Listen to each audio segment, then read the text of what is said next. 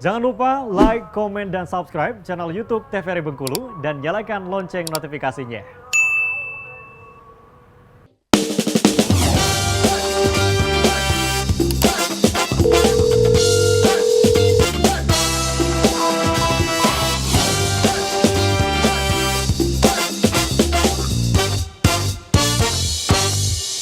Baik, kembali pemirsa di Dokter Kita TVRI Bengkulu bersama Kita Sehat dan masih bersama saya Kara Fahmi. Kita masih berbincang tentang adiksi dan juga rehabilitasi narkoba dan lanjut lagi dengan penjelasan dari Dokter Sela. Silakan Dokter Sela. Masih panjang?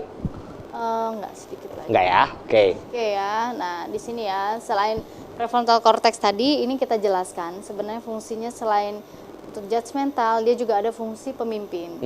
Nah, di sini mulai dari merencanakan masa depan, berpikir kritis, ya, menunda kepuasan, pengendalian diri, ya, kemudian memahami benar salah dan konsentrasi. Intinya kembali lagi ke fungsi kognitif seseorang akibat dari narkoba ini tadi bisa terganggu, sehingga untuk konsentrasi, kemudian merencanakan, berpikir kritis itu biasanya akan menurun.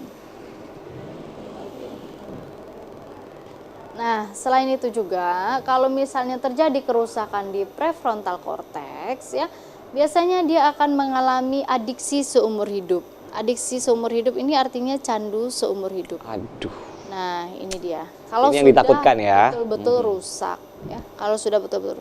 Kalau enggak, biasanya dia masih ada harapan untuk kembali lagi. Nah, masih bisa kita arahkan. Tapi itu tadi syaratnya sih ya, jauhi lingkungan tersebut. Oh iya, betul. Karena nggak bisa. Biasanya ini kalau remaja teenage pressure ya. Biasanya dia itu sulit itu karena tekanan dari sekitarnya. Betul, ikut-ikutan, coba-coba, dan lain Karena binaan saya rata-rata ya katanya sih kayak gitu. Jadi dia udah balik, kembali lagi, udah normal, orang tuanya udah senang.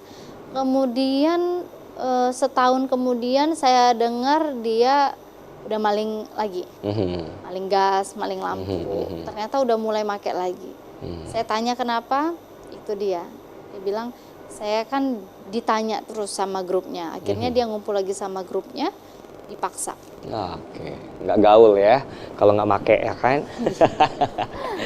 Oke. Nah ini perubahan wajah-wajahnya ya.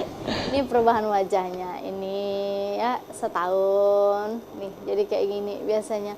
Wajah pun berubah biasanya. Wajah Datuk. Datuk yang mana ya tuh? Yang ganteng kita cari yang ganteng. Oke, ini setelah 5 tahun ya. Setelah 5 tahun bisa kita lihat perubahan wajah-wajahnya ya. Ini 11 bulan, 8 bulan. Iya.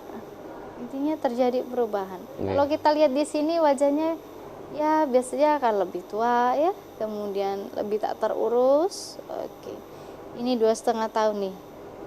Jadi seperti ini. Ya, bisa kita lihat sendiri ya.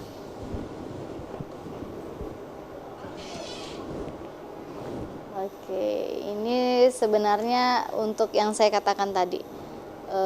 Biasanya mereka itu mendapat pressure dari lingkungannya. Ya, ayo coba dulu sekali aja, pasti kamu nggak nyesel gitu. Yeah. Coba. Sorry, ini cara-cara menolak ya. Cara-cara menolak. Saya rasa sekarang udah berani semua katakan tidak. Say no to drugs. Say no to drugs.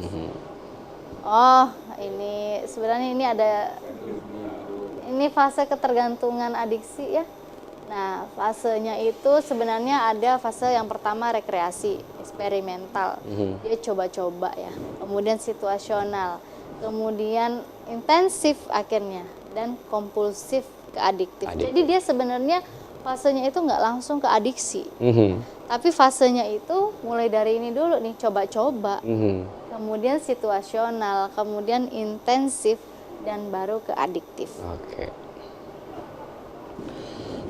Pernah pakai, coba-coba, senang-senang. Kemudian reguler ya biasaan ya, kebiasaan jadi ketergantungan.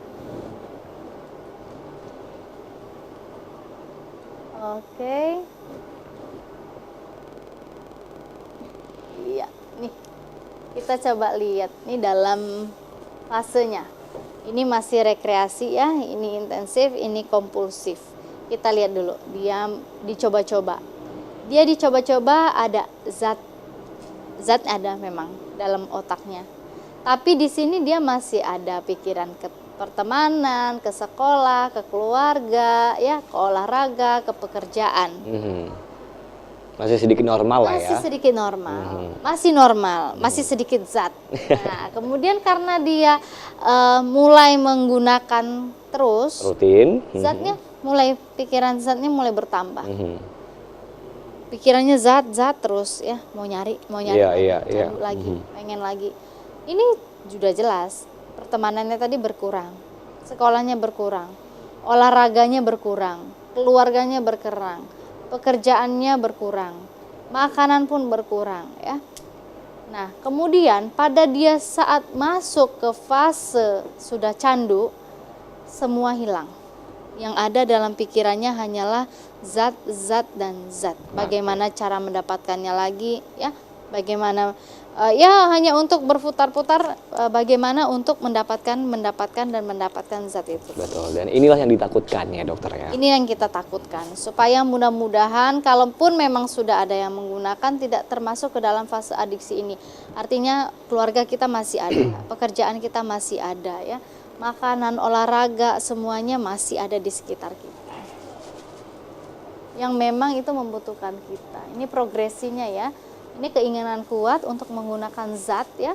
Kesulitan dalam mengendalikan penggunaan. Sebenarnya dia nggak mau, tapi untuk mengendalikan keinginan sangat sulit kayak gitu.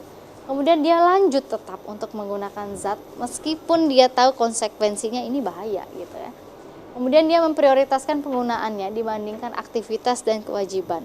Karena itu tadi sifatnya. Adiksi, kecanduan itu apabila tidak dipenuhi dia akan menyebabkan efek ke tubuh. Akan menyebabkan kegelisahan itu paling minimal. Nah, yang lain-lain dia seperti orang ya kita kenal dengan sakau ya. Ada juga orang yang sudah sering menggunakan, dia sebut katanya kalau nggak dapat kayak lagi sakit tipes. Nah, kayak gitu.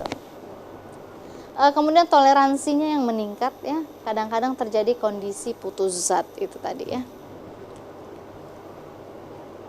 Nah, mungkin rehabilitasi nanti dijelaskan dengan Dokter Reni. Oh, oke. Nah, sebenarnya kalaupun sudah terdeteksi, sudah menggunakan, sudah menjadi pengguna, itu kita ada alur pelayanan rehabilitasi. Siapa saja yang membuka, yaitu BNN dan satu lagi di RSJ ya. Iya betul. Nah, itu ada dibuka khusus memang. Nah, yang pertama nanti kalau misalnya kita ini sifatnya kita yang mendatangi ya.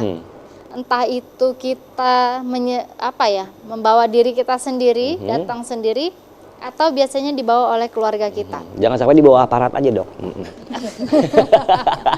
Itu yang kita takut ya. Iya, oke. Nah, kalau misalnya rata-rata tapi dibawa oleh keluarga. Iya.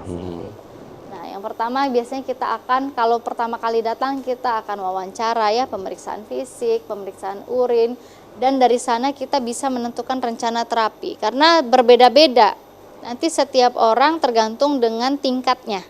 Kalau masih di intensif dengan adiksi itu pasti berbeda tata laksana. Nah, kemudian rehabilitasi medis itu biasanya ada detoksifikasi, lamanya itu 2 minggu.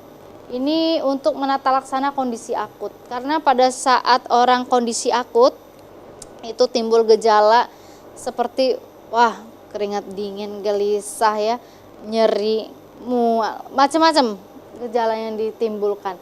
Itu makanya kita lakukan di sini detoksifikasi. Siapa yang menanganinya? Ini pastinya dokter dan tenaga kesehatan lainnya dan para medis. Kemudian baru di situ setelah 2 minggu kita masukkan ke orientasi ya. Itu 2 minggu juga. Ini kegiatan komunitas ya, berfokus pada penyesuaian diri. Kemudian masuk juga lagi ke rehab sosial. Nah, ini ada fase re-entry sebulan, ada fase primary 4 bulan.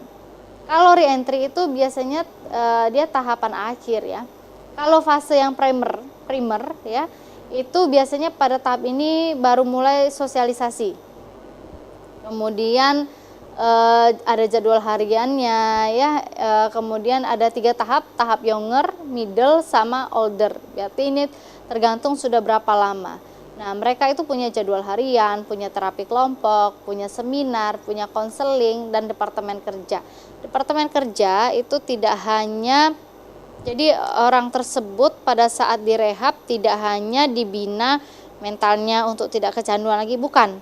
Tapi dikasih lapangan pekerjaan, seperti itu. Oke. Nah, tapi kalau re-entry biasanya nanti itu sudah tahap akhir, kembali ke sosialisasi ke masyarakat, tapi dia harus wajib lapor ya, wajib lapor. Nah, kemudian ke referral, nah ini pasca rehab. Biasanya mereka akan tetap diminta untuk datang lagi kayak gitu. Supaya apa? Supaya tidak ikut kembali lagi. Karena ini sifatnya sangat-sangat membuat seseorang, sangat bisa menarik seseorang untuk kembali lagi. Pasti berulang dan berulang ya. Oke. Sebelum dilanjutkan dokter, kita mau jeda iklan dulu ya. Baik pemirsa, nanti kita akan dengarkan lagi tentunya untuk penjelasan mengenai adiksi dan juga rehabilitasi narkoba ini tentunya. Tapi kita akan jeda iklan dulu, tetap bersama kami di Dokter Kita TVRI Bengkulu, bersama Kita Sehat.